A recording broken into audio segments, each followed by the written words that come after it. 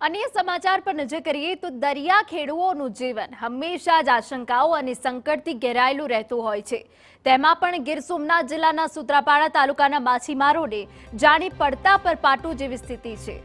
જમીન પર ગેરકાયદેસર કબજો કરનારા ભૂમાફિયાઓ વિશે તો તમે સાંભળ્યું જ હશે, પરંતુ સુત્રાપાડા તાલુકાના માછીમારો દરિયાઈ માફિયાઓથી પરેશાન છે। આ એવા માફિયાઓ છે કે જે દરિયાની હદમાં કબજો કરે છે અને પ્રતિબંધિત બોયા પ્રથાથી માછીમારી કરે છે।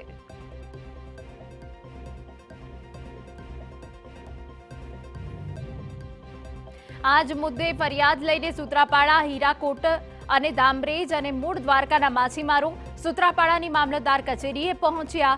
સુત્રાપાડા અને આસપાસના નાના બંદરોના માછીમારોનો આક્ષેપ છે કે નવા બંદર અને સીમર રાજપરા તરફના માછીમારો માછીમારી કરવા સુત્રાપાડા વિસ્તારમાં આવે છે અને તેમની મોટી જાળ બિછાવી રાખે છે, જેને લીધે સુત્રાપાડાના નાના માછીમારોને ભારે નુકસાન સહન કરવાનો વારો આવે છે।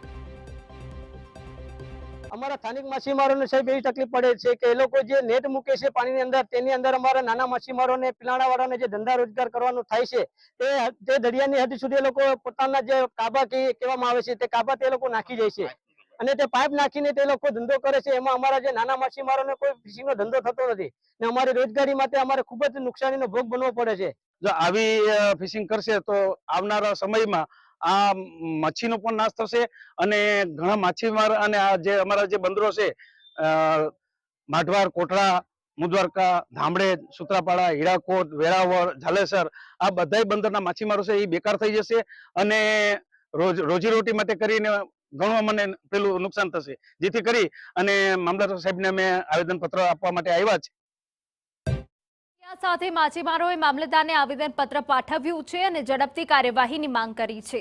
માછીમારોનો આક્ષેપ છે કે આ પહેલા તેઓ ગાંધીનગર ફિશરીઝ વિભાગમાં જાણ કરી ચૂક્યા છે અને આગેવાનોને પણ રજૂઆત કરી છે કે આ બોયા પ્રથાથી થતી માછીમારી બંધ કરાવાય, પરંતુ તે અંગે કોઈ કાર્યવાહી ન થતા તેમને આવેદનપત્ર પાઠવવાની ફરજ પડી। ઉલ્લેખનીય છે કે દરિયામાં આ રીતે જાળ બિછાવી રાખવું પ્રતિબંધિત છે। દરિયાની અંદર ફિક્સ નેટ કે બોયા નાખીને ફિશિંગ કરવી એ બિન અધિકૃત વસ્તુ છે।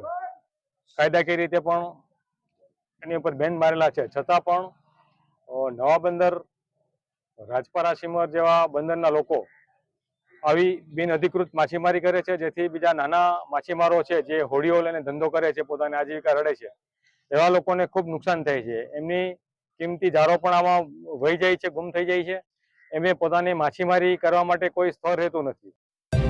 સુત્રાપાડાના માછીમારોની એક જ માંગ છે કે મોટા બંદરોના માછીમારો તેમની જ હદમાં માછીમારી કરે, જેથી કોઈ પણ પ્રકારનો વિવાદ ઊભો ન થાય અને નાના માછીમારોને નુકસાની સહન ન કરવી પડે।